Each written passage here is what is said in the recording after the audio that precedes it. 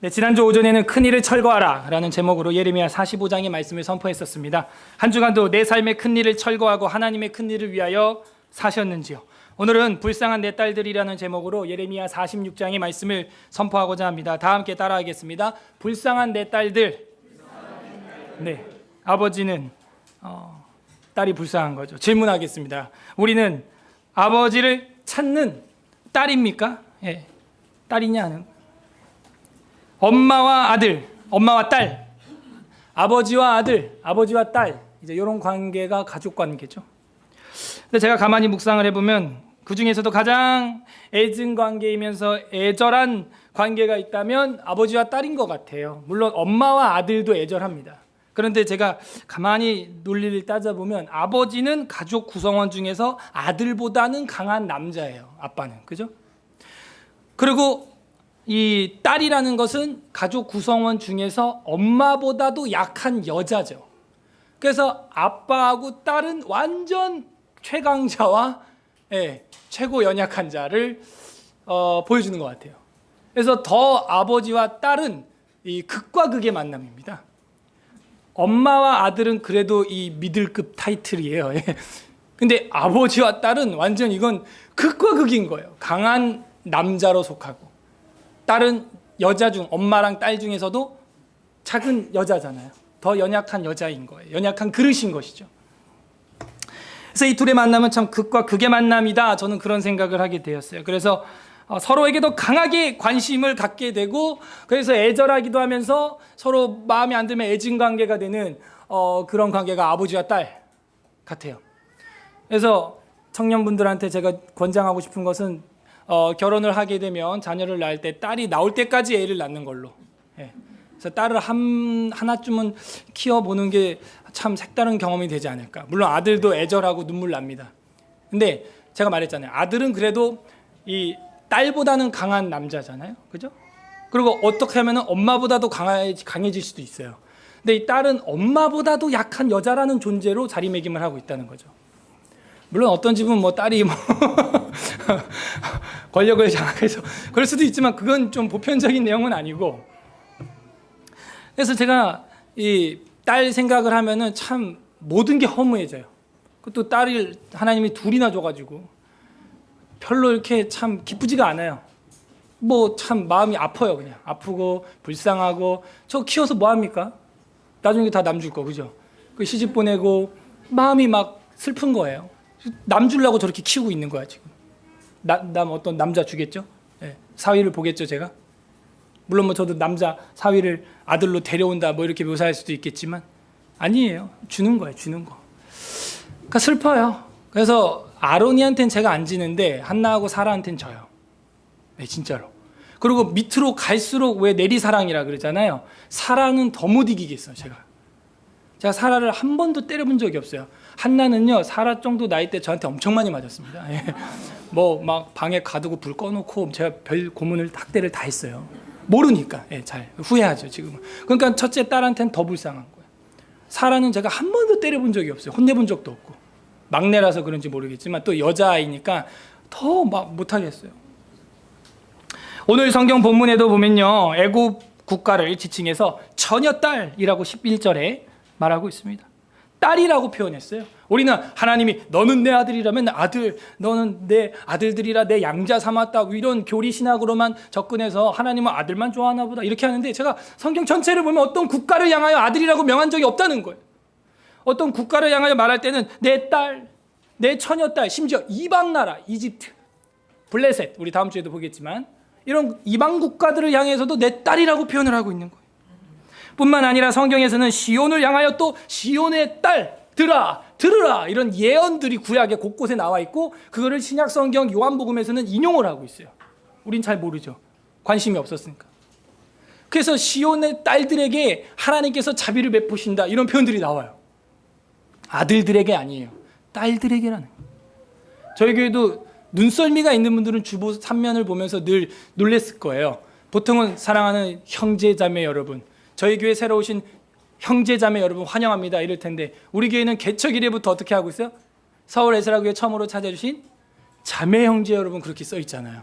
그거 알고 계셨습니까, 우리 자매님들? 제가 얼마나 딸들을 이렇게 존중하고 있는지 그런 곳곳에서 그 흔적들을 발견하셔야 될 텐데. 연약한 거예요. 연약한 자를 더 먼저 챙기는 거예요.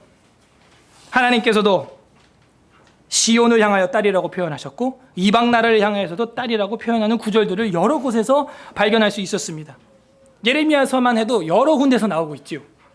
부디 이 오늘 말씀을 통해서 딸이 아버지를 찾듯이 하나님을 찾아 하나님의 품 안에서 완벽한 안식과 평강과 추수 감사를 드릴 줄 아는 서울 에스라교회 성도님들 되시기를 소망합니다. 딸은 아빠를 더 간절히 찾아요. 예. 저도 막 오늘 아침에 보니까 막 에리에리 하더라고요. 제가 이번 주에 집을 이틀 들어갔나? 그래갖고 여기서 만났어요 아침에. 그래서 반갑다 한나야. 와 살아야 아로나.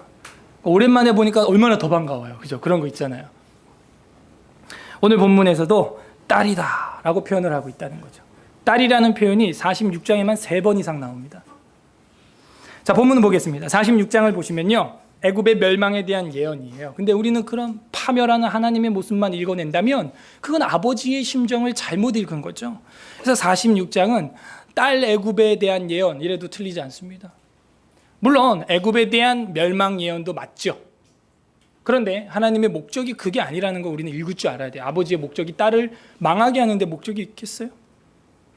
46장 전체는 애굽에 대한 멸망인데 딸 애굽이라고 표현을 하면 우리는 좋겠어요. 그리고 46장부터 이제 51장까지 이방나라, 열방나라 심판에 대한 파트가 시작됩니다. 그래서 지난주에 우리가 짧게 45장만 봤었죠. 새로운 단락의 시작이에요. 46장이. 근데 이런 이야기는 예레미야서에만 나왔나요? 다른 예언서에도 있었나요? 네, 다른 예언서에도 있었죠. 이사야서에도 보면은 이방나라 심판에 대해서 나오고 앞으로 볼 에스겔서에도 보면은 이방나라 심판에 대해서 나오고 아모스서에서도 우리가 봤지만 이방나라 심판에 대해서 나오고 자 이런 걸 볼 때 우리 아버지 하나님께서는 어디에도 관심이 있다는 거예요. 이방 나라들, 저 밖에 있는 탕자들, 저들에게도 관심이 있는데 어떤 마음으로 관심이 있는 거예요? 딸을 그리워하듯이. 내 딸, 나가서 뭐 하고 있을까 지금? 그 연약한 딸, 뭐 하고 있을까? 아들도 불쌍해요. 아, 내 불쌍한 아들. 아들도 불쌍한데 딸은 오죽하겠냐고요. 그래서 46장부터는 그런 이방 나라들에 대한 이야기가 나옵니다. 이게 어디에 걸리는 거냐면 구약의 축에 걸리죠. 구약의 축이 어디라 그랬어요? 예, 출애굽기, 레위기 아니고 출애굽기 19장 5절 6절 뭐가 다 하나님께 속했어요? 세계가 다 내게 속하였나니. 그래서 이 이방 나라들에게도 관심이 있는 거예요. 46장 1절 보세요. 이방 나라들에 대하여 선지자 예레미야에게 임한 여호와의 말씀이라. 이방 나라들, 보통 다른 종교의 신들은요 자기를 섬기지 않는 이방 나라들한테는 관심 없어요. 그들이 살든 죽든 지지고 볶든 관심이 없어요. 경전에도 다루질 않아요. 잘 그냥 이방 것들은 다 죽일 놈들, 지옥의 땔감 이런 식으로 기록을 하고 있죠. 하지만 기독교는 그렇지 않다는 거예요. 이방 나라들에 대해서도 다분히 관심을 가지고 있고 이방 나라를 향해서도 내 딸이라고 표현을 하고 있다는 거예요. 이방 나라들에 대하여 선지자 예레미야에게 임한 말씀입니다. 2절 애굽에 관한 것이래요. 아, 이게 애굽의 나라에 대한 거구나 라는 걸 알게 되었어요. 곧 유다의 요시야 왕의 아들 여호야김 넷째 해, 그러니까 45장 1절과 46장 2절은 같은 시절이라는 걸 알 수가 있습니다. 여호야김이 누굽니까? 이 예레미야서를 소도로 찢어가지고 화롯불에 불태웠던 성경 불태운 시조 아니겠어요? 그때 당시의 이야기라는 거예요.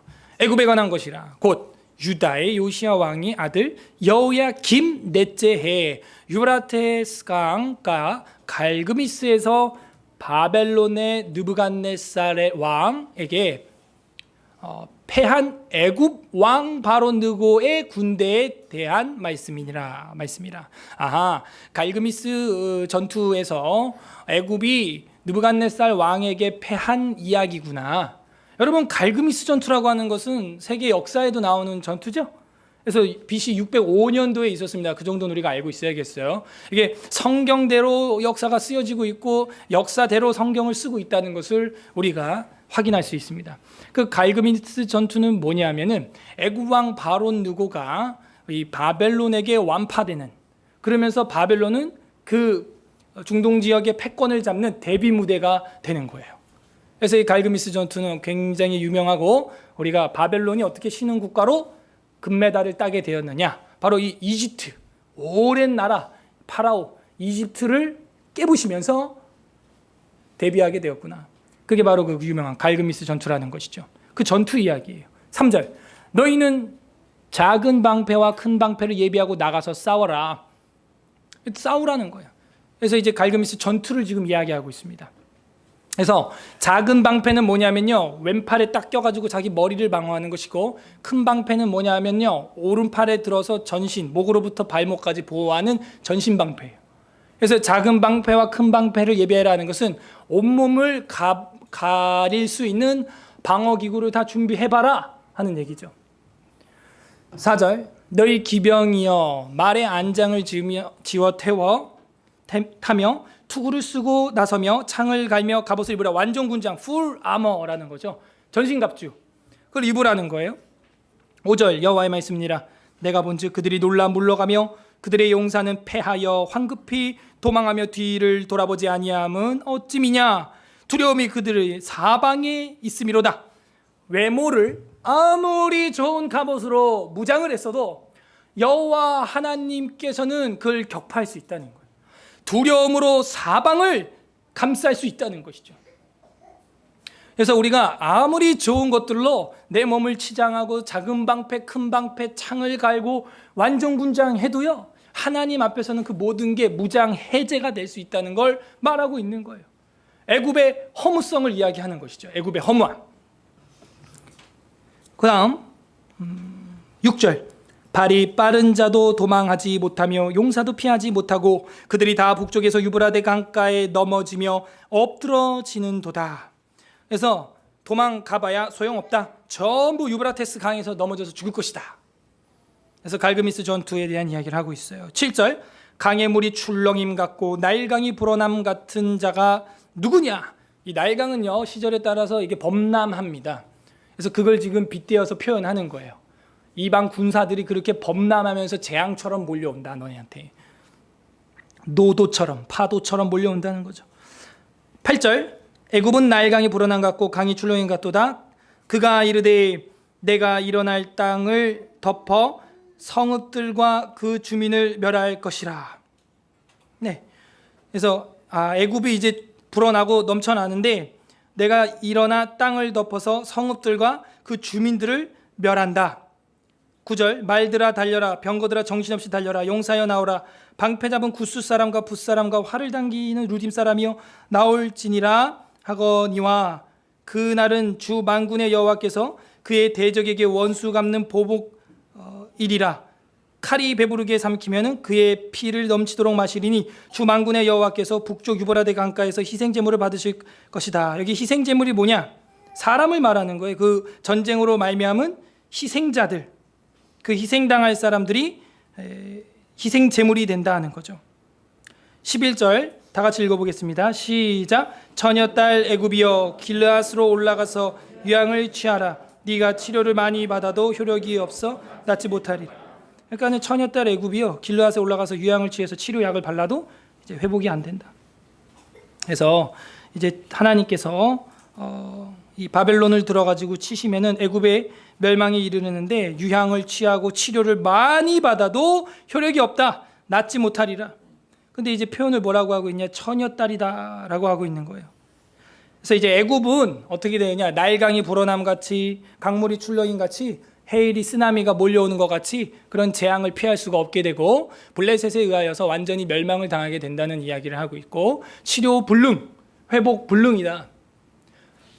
작은 방패, 큰 방패, 투구와 갑옷, 창을 날카롭게 갈아 놓아도 하나님의 재앙이 임하면요 막을 수 없어요.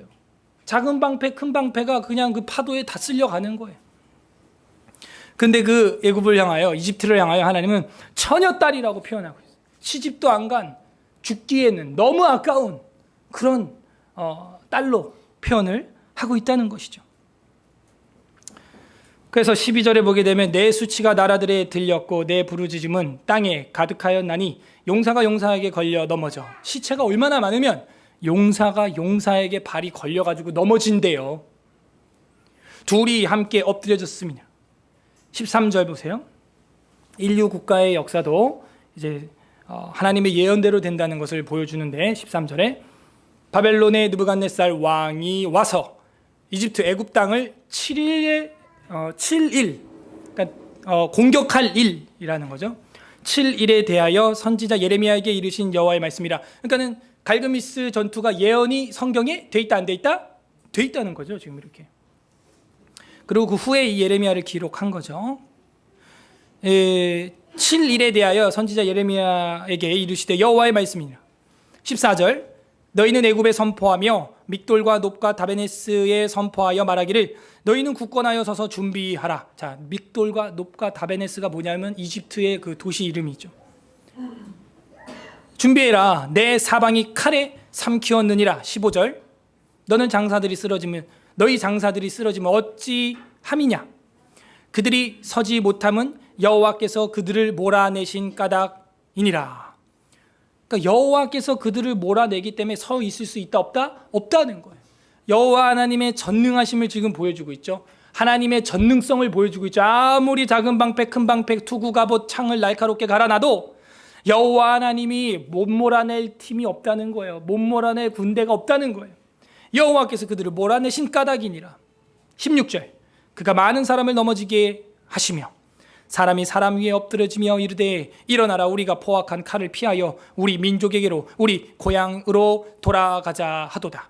그들이 그곳으로 부르짖기를 애굽의 바로 왕이 망하였도다. 그가 기회를 놓쳤도다. 기회라는 것은 뭐냐면요, 이 바로 왕이 바벨론에게 항복할 기회, 바로 왕이 하나님 앞에 두 손 들고 회개할 기회, 이걸 놓치니까 하나님이 바벨론이라는 칼을 들어서 이집트를 쳤다는 거예요. 이건 세계사에 나오는 것이죠. 그래서 그게 언제부터냐면은 바벨론에 나보폴라살이라고 하는 왕이 있었는데 그 나보폴라살의 아들 느부갓네살이 이제 그 일을 성취하게 되죠. 그때가 여기 갈그미스 전투하고 정확히 딱 맞아 떨어지게 됩니다. 그 기회를 놓쳤다는 거예요. 항복할 기회, 하나님을 의지할 기회, 이거를 놓쳤다는 거예요. 여러분에게도 어떤 기회가 왔을 때 그걸 놓치면 안 돼요. 그 기회를 놓치면요 다시 안 오는 거예요. 그래서 신약 성경에도 보면 이런 말씀이 나오죠. 너희가 세월을 아끼라. 그 세월을 아끼라라고 하는 헬라어는 직역을 하면 너희는 기회를 속량하라 이런 뜻이에요. 기회, 찬스, 기회를 돈 주고라도 사라는 거예요. 그래서 만사의 때가 있으니까 세월을 아끼라, 이 얘기는 기회를 절대 놓치지 말아라. 어떤 기회입니까? 하나님을 만날 기회죠. 회개할 기회죠. 근데 그 기회를 놓쳤도다 하는 거예요. 놓쳤다는 거예요. 이 딸들이 기회를 놓쳤어요. 18절 다 같이 읽겠습니다. 18절 시작. 만군의 여호와라 일컫는 왕이 이르시되 나의 삶으로 맹세한.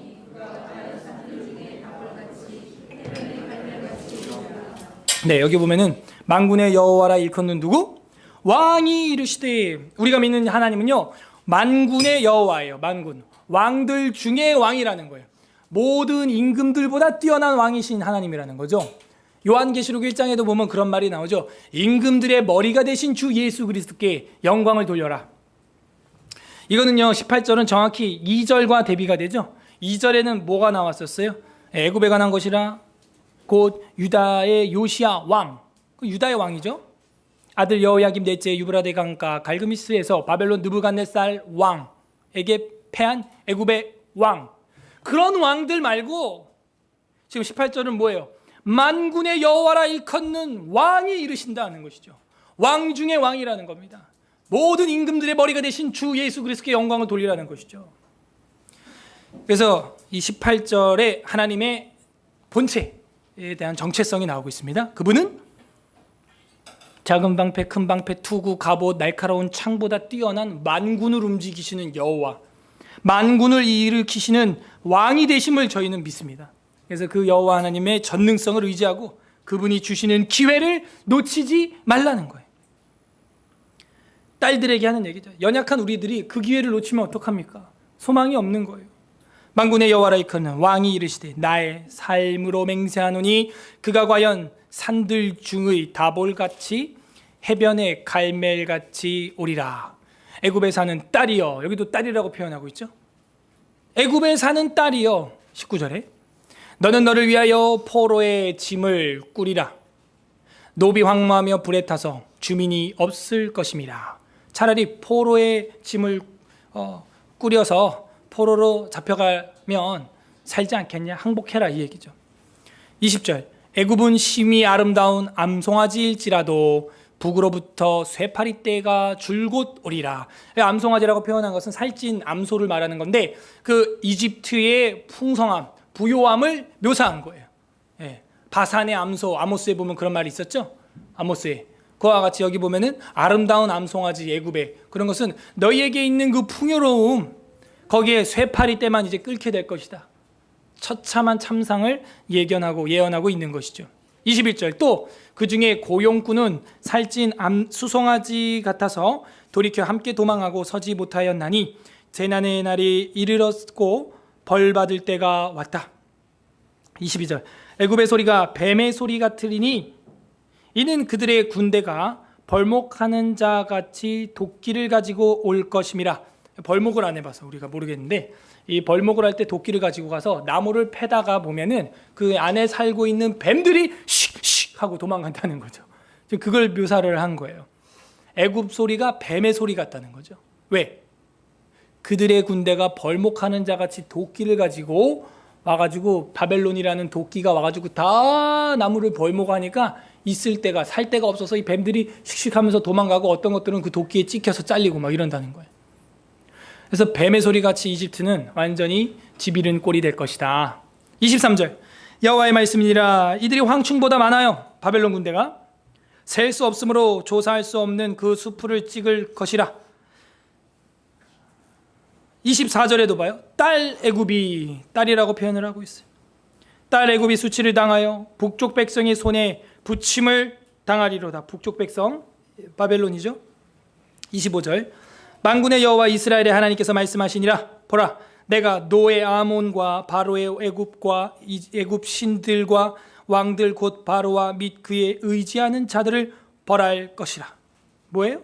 애굽의 잡신들, 바로 왕을 의지하는, 사람을 의지하는 그런 것들 다 벌할 거라는 거예요. 저희 나라도 마찬가지예요. 강대국이나 어떤 한 사람을 영웅처럼 해서 너무 그 사람을 의지하게 되면은 하나님이 싫어하신다는 것이죠.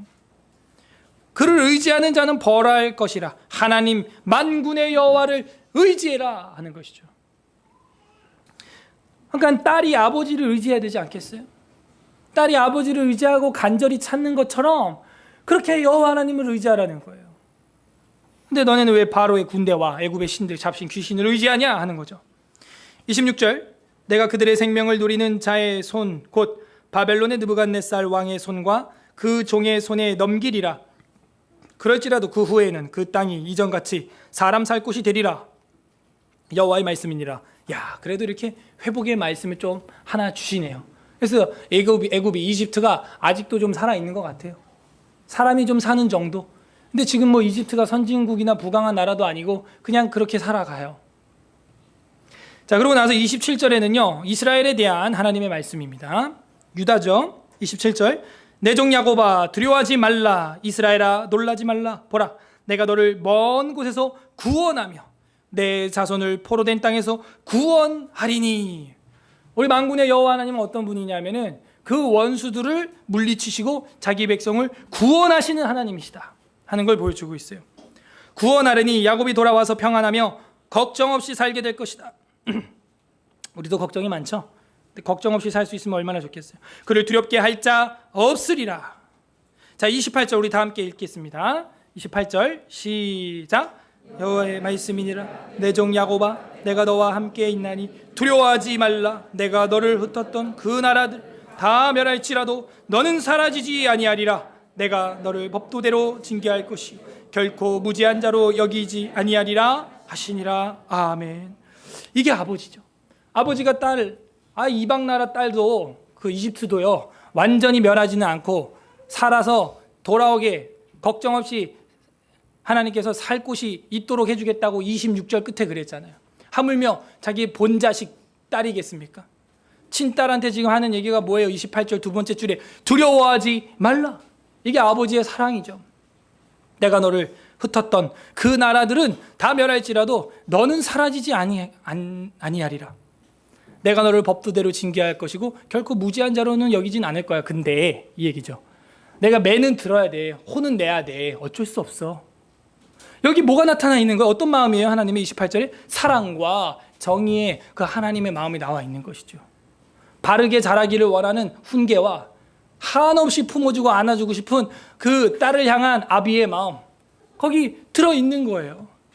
뭐 아버지는 뭐 돈만 벌고 싶어서 밖에 돌아다닙니까? 그것만 아니면 그냥 집에서 맨날 아내와 딸 처자식들과 평안하게 늘 살고 싶죠. 근데 세상이 그렇게 놔두나요? 타락한 인간들이 땀 흘려서 먹고 살게 하나님이 우리에게 명하셨는데 남자들, 아빠들은 어쩔 수가 없는 거예요. 그래도 가족들이랑 시간을 보내려고 애를 많이 써야겠죠? 사랑과 정의의 아버지, 그 모습이 여기 나와요. 그래서 자기의 친딸들과 그 다음에 뭐 애굽도 친딸이긴 하죠. 근데 이방 나라로서의 그 친딸 다 사랑하려고 하는 그 아버지의 마음이 담겨 있는 겁니다. 정리하겠습니다. 하나님은 만군의 여호와라 일컫는 왕이십니다. 우리는 그의 연약한 딸과 같은 존재죠. 공주예요. 한마디로 하면 왕자예요. 그런 존재이지만 하나님께서는요 자신을 의지하라고 합니다. 그리고 우리가 잘못했을지라도 하나님께서는 뭐라 그래요? 두려워하지 말라. 내가 완전히 멸망시키지는 않을 거야. 택자라면 너는 사라지지 아니하리라 라고 지금 마지막 절에 말씀하고 있는 거예요. 그분이 우리를 먹이시고 입히시고 키워주시는 분이라는 것이죠. 우리를 책임져 주시는 아버지가 되신다는 거예요. 우리를 뜨겁게 사랑해 주시는 영원한 아버지가 되신다는 것이죠. 그 자다 깬 딸이 아빠하고 울듯이 우리가 그 아버지를 찾고 있냐 이거예요. 이 추수감사절에. 오늘 와보니까 추수감사절이더라. 이런 분들은 굉장히 심각하다 그랬죠. 절기는 그 민족의 뭐라고요? 정체성. 와보니까 광복절입니까? 아니잖아요. 다 알고 있잖아요. 손에 꼽고 기다리고 있잖아요. 뭐 노는 날이니까 그런 것도 있겠지만 대한민국 사람으로서 광복절 모르면 어떡하겠어요? 8.15를. 기독교인으로서 하나님 앞에 추수감사절을 몰라서는 정체성이 어떻게 되겠어요? 그러니까 우리가 하나님 아버지를 정말 그 딸이 아빠를 찾듯이 찾냐 이거예요. 제가 이제 아버지와 딸을 검색해 보니까 이어령 박사님 글을 보게 됐어요. 이어령 박사님 뭐 문화부 장관도 하셨던 분 있잖아요. 우리나라의 뭐 지성으로 이제 뭐 대명사가 되셨는데 그 책도 썼죠. 나중에 예수 믿고 지성에서 영성으로라고 하는 책도 쓰셨죠. 그 예수 믿게 된 것은 딸 이미나 그 목사님 때문입니다. 그 원래는 목사님이 아니었어요. 여자분이 목사는 아니었는데 원래는 법을 전공한 이제 판사였죠. 그래서 미국에서도 아주 잘 나가시던 분이었습니다. 명문을 나오시고 미국의 한 주립 부장 판사로 이제 하다가 살다가 뭐 아픔도 겪고 이혼도 하고 뭐 아이가 뭐 ADHD 걸려가지고 뭐 죽을 고생도 하시고 그러다가 암이 걸려가지고 수술했는데 또 암이 또 재발해가지고 완전 인생이 이제 무너지는 가운데 이제 한국에 와가지고 신학을 해서 이제 목사를 이제 안수를 받은 것 같아요. 근데 그 둘이 이제 마지막 참 슬픔이 뭐냐면 딸이 먼저 세상을 떠난다는 거죠. 아버지보다. 그 이어령 박사님은 여러분 아시다시피 도로의 맨 오른편에 있는 그런 좁은 길 있죠. 갓길. 이런 단어들을 만들고 그래서 우리나라의 뭐 곳곳에 그분의 그 창작된 글들이 많이 있습니다. 우리가 몰라서 그러지. 그분이 장관으로 계실 적에. 그러니까는 일이 바쁜 거야. 일이 할 일이 너무 많고 바쁘니까 딸과 시간을 보낼 시간이 있을까요? 없을까요? 없었던 거예요. 그렇게 글을 잘 쓰시고 사람들에게 감동을 주는 아버지고 뭐 밖에서는 훌륭한 또 뭐 작가요, 교수요, 장관이요 이런데 이 딸 이미나는 아버지에 대한 뭐 추억이 그렇게 많지가 않은 거예요. 근데 이제 세상을 떠나기 전에 둘이 주고받은 편지가 있는데 그 글을 읽는데 눈물 나더라고요. 딸이 먼저 세상을 떠나는 거예요.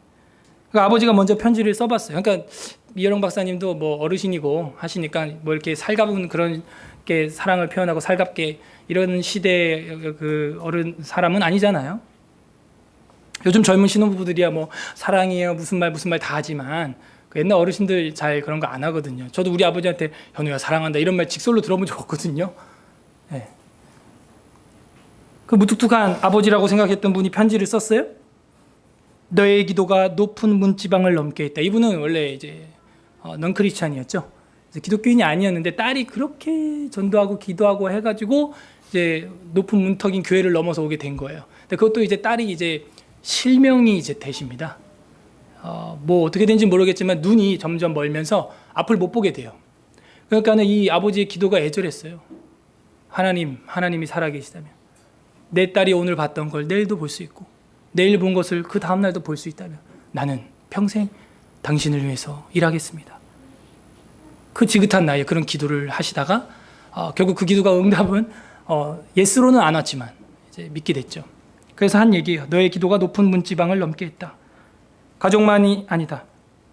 너는 법정에서 그동안 죄 지은 불쌍한 젊은이들의 영혼을 구하기 위해서 애써왔다. 그래서 이제 가출한 청소년 뭐 그런 파트를 맡아서 판결을 내리고 이제 그런 일을 하셨어요.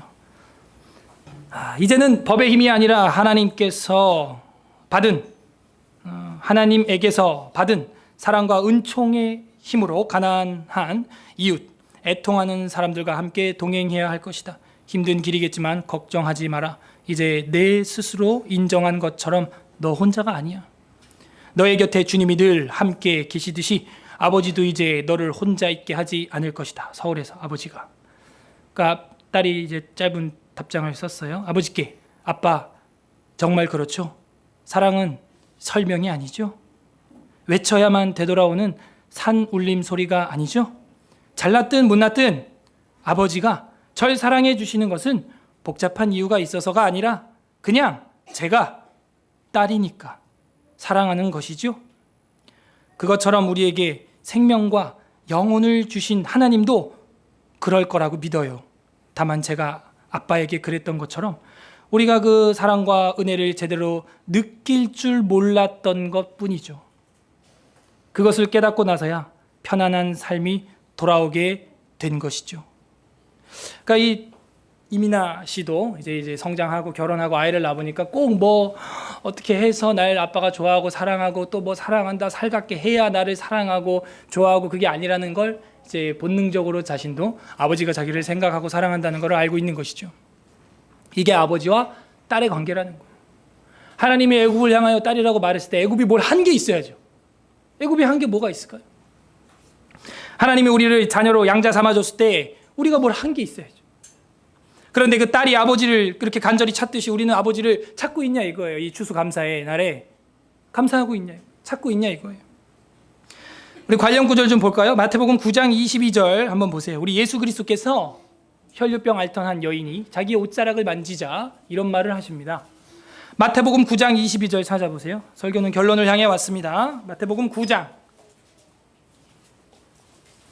22절.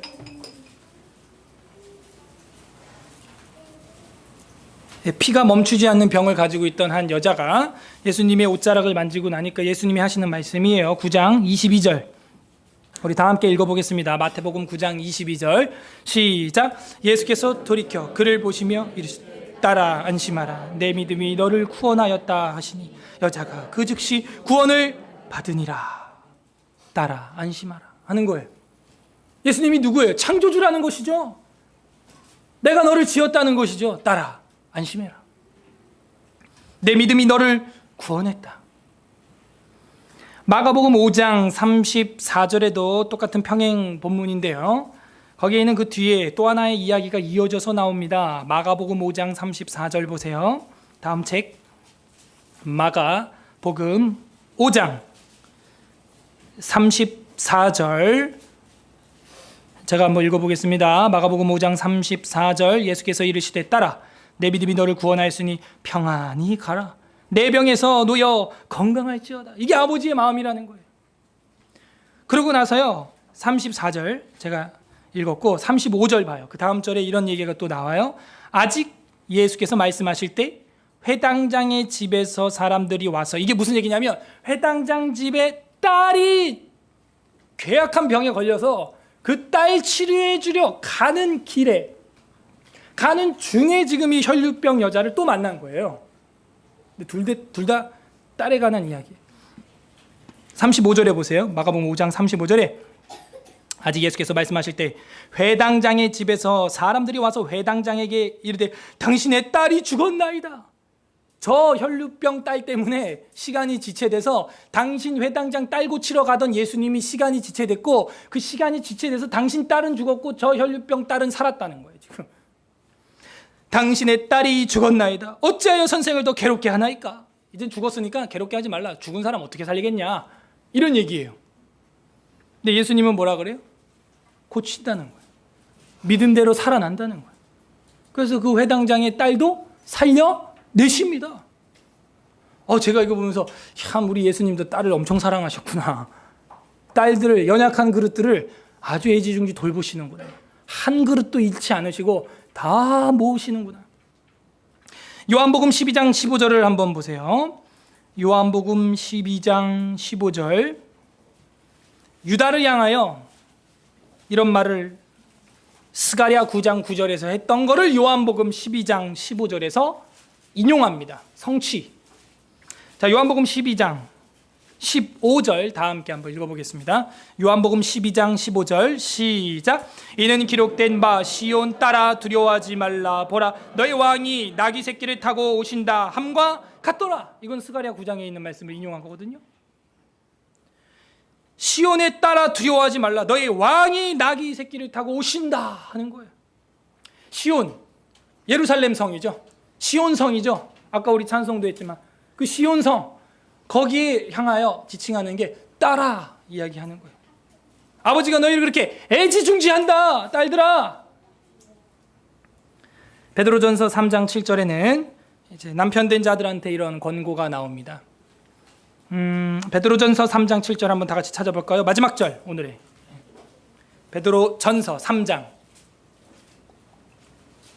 7절.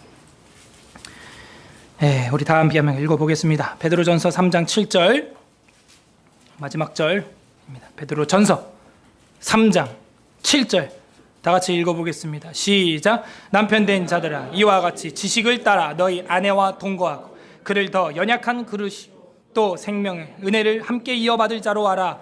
귀히 여기 이는 너희 기도가 막히지 아니하게. 아내는 여자고 딸이죠. 누구 집안의 딸이었겠죠. 아내도 조금 큰 딸입니다. 근데 연약한 뭐예요? 그릇이구나. 제가 이거를 한 주간 깨달았다는 거 아닙니까? 그러니까 이제 저희 집사람이 불쌍해 보이기 시작하는 거예요. 저 여자도 어느 집 귀한 딸이구나.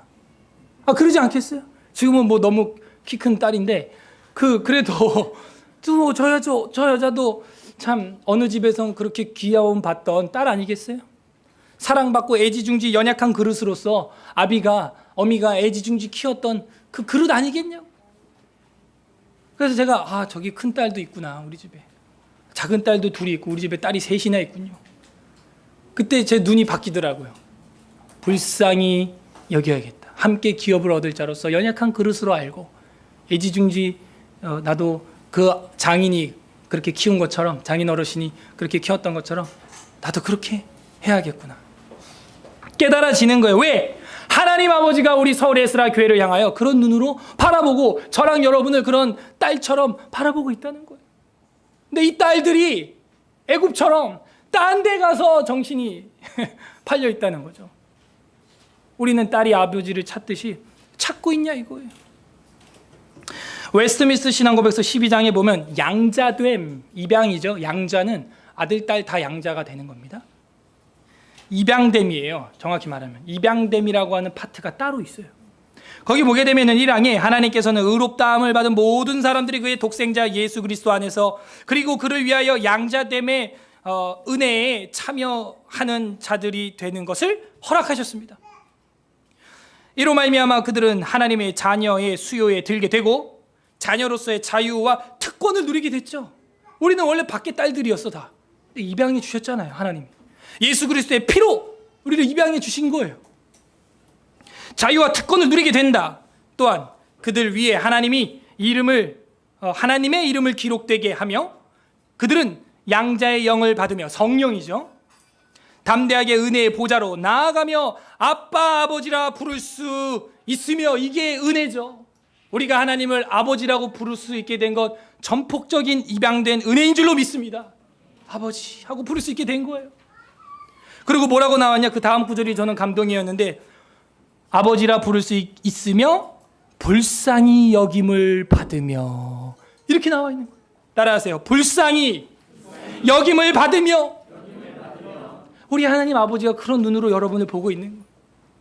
딸을 바라보듯이 불쌍히 보시는 거예요. 저를, 여러분. 불쌍히 여김을 받으며 보호를 받으며 필요한 것을 공급하며 육신의 아버지에게 징계를 받는 것처럼 징계를 받으지만, 그렇지만 결코 버림을 받지 않으며, 오늘 예레미야도 말하잖아요. 내가 너를 결코 사라지지 않게 하리라. 두려워하지 말라. 그러나 내가 징계할 건 한다. 이 얘기예요. 하지만 결코 버림을 받지 않으며 구속의 날까지 인치심을 받으며 약속들을 기업으로 받는 영원한 구원의 상속자들이다. 이게 우리 교리 신학 중 입양됨, 양자됨이라는 교리가 있는 거예요. 여기 어떤 하나님의 마음이 있나요? 딸을 불쌍히 여기시는 아버지의 마음이 있는 거예요. 적용을 해보세요. 딸이 아버지를 찾듯 우리가 하나님을 찾아야 됩니다. 그리고 불쌍히 여겨야 할 내 주변에 딸은 누구인가? 큰 딸부터 해서 작은 딸들까지. 특히 우리 남성분들이 눈이 바뀌어야 돼요. 그리고 하나님이 내가 남자지만, 저도 남자죠? 남자지만 나를 볼 땐 그렇게 연약하고 유약한 자로 아버지께서, 하나님께서 나를 보시는구나.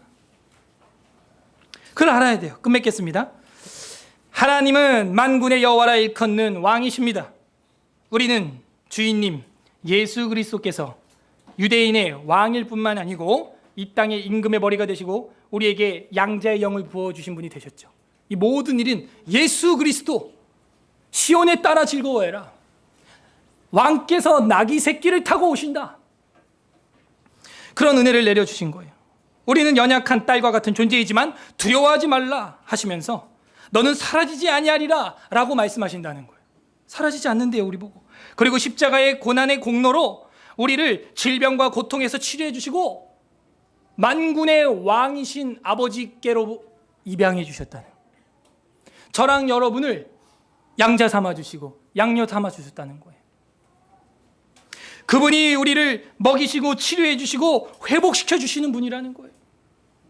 노숙할 수밖에 없는 저랑 여러분을 한 해 동안 이렇게 풍성하게, 역사상 제일 풍성한 추수감사 식탁 같아요.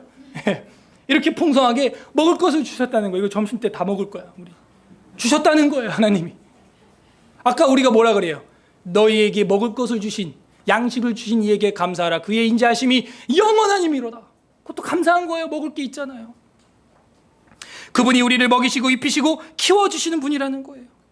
예수 그리스도의 피값으로 우리를 값을 치르고 입양해 주셨다는 거죠. 우리는 이제는 걱정할 게 없어요. 아버지가 딸된 우리를, 서울 에스라 교회를, 여러분을 책임져 주십니다. 너희는 먼저 그 나라와 그 일을 구하라. 그러면 이 모든 거, 먹는 거 다 더해줄 거야. 걱정 말라는 거예요. 하나님이 자기 사람을 사랑하시되 끝까지 사랑하시고 책임진다는 것이죠. 우리를 뜨겁게 사랑해 주신 영원한 주님이 되어 주신다는 거예요. 만군의 여호와라는 거예요. 왕 중의 왕이라는 것이죠, 우리 아버지가. 그리고 이렇게 말하죠. 딸아 안심하라. 내가 구원을 받았느니라. 평안히 갈지어다.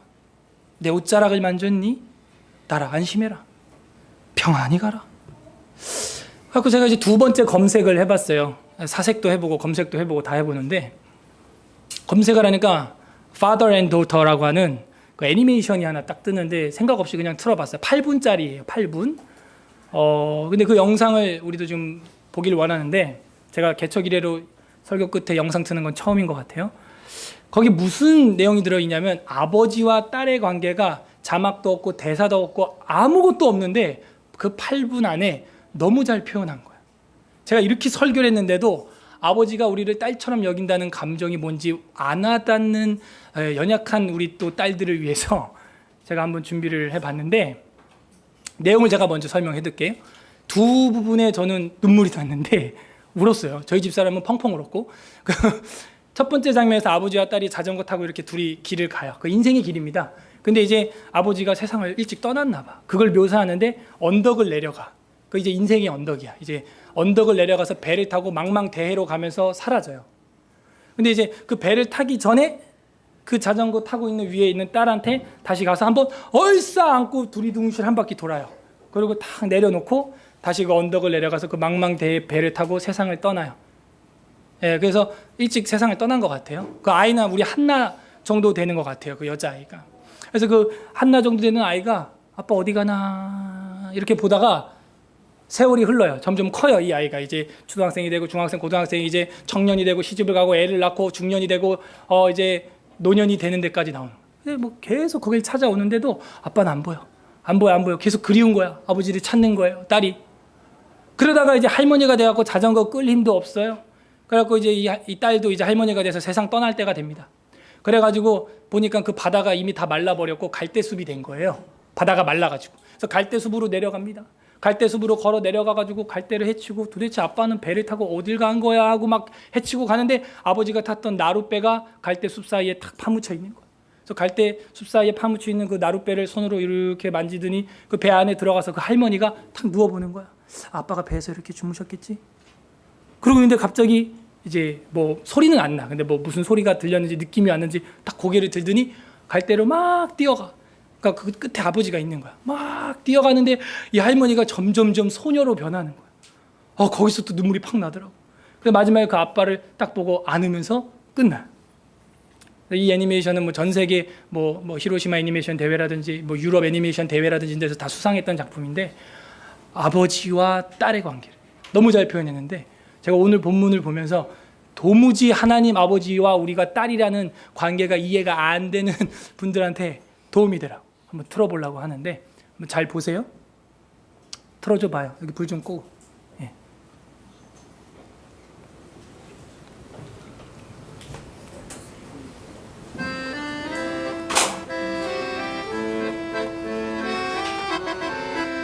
소리.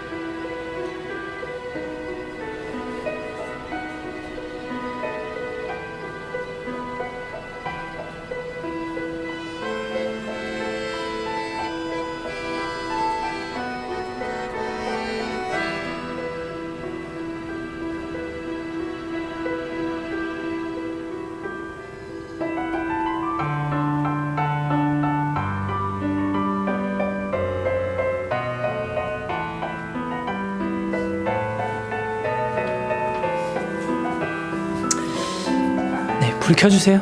네. 아버지와 딸의 그 관계를 너무 잘 묘사했어요. 근데 오늘 성경에서는 말합니다. 내 딸 애굽이여, 내 딸 시온이여, 두려워하지 말라. 너에게 나귀를 타고 오시는 왕이 임하신다. 부디 집 나간 애굽 딸과 같지 않고 예수님의 사랑을 입은 혈루증 앓는 여자가 아버지 품에서 평안을 얻는 것 같이 아버지의 품에서 참 평안을 누리는 우리 서울에스라교회 성도님들 되시기를 주님의 이름으로 간절히 소망합니다. 우리는 아버지를 찾는 딸입니까? 이 시간 우리 다 함께 기도하도록 하겠습니다. 첫 번째로, 하나님, 저희들 안에 연약함을 가진 딸과 같은 존재이면서도 하나님을 찾지 못하고 애굽을 찾았으면 또한 다른 강대국을 찾으면서 내 삶에 다른 눈에 보기 좋은 것들을 찾아가며 살았습니다. 하나님 용서하여 주시옵소서. 우리 아버지 되시는 주 하나님을 찾을 수 있는 제가 되지 못했음을 회개합니다. 딸같이 연약한 존재이면서 교만했던 모습 주님 용서하여 주시옵소서. 두 번째로는 아버지만 의지하는 자가 되게 하여 주옵소서. 그렇게 기도했으면 좋겠어요. 우리가 다른 것이 아니고 만왕의 왕 되시고 우리의 참 아빠 아버지가 되어주신 하나님을 찾는 자 되게 하여 주옵소서. 세 번째로는 우리도 이젠 그래서 두려워하지 말라 너는 사라지지 아니하리라 라고 말씀하신 그 아버지의 말씀이 우리 안에 힘이 되게 하시고 두려워하지 아니하고 우리 너는 사라지지 아니할 거야 라고 말했던 그 아버지 하나님의 말씀을 증거로 삼고 우리 삶에 또 증거하는 삶을 살아가게 하여 주시옵소서. 그래서 우리 이렇게 연약한 딸의 모습으로 하나님 아버지를 찾는 기도 올려드리도록 하겠습니다. 우리 다 함께 기도하겠습니다. 하나님 아버지 감사드립니다. 연약한 딸임에도 연약함을 가진 딸과 같은 존재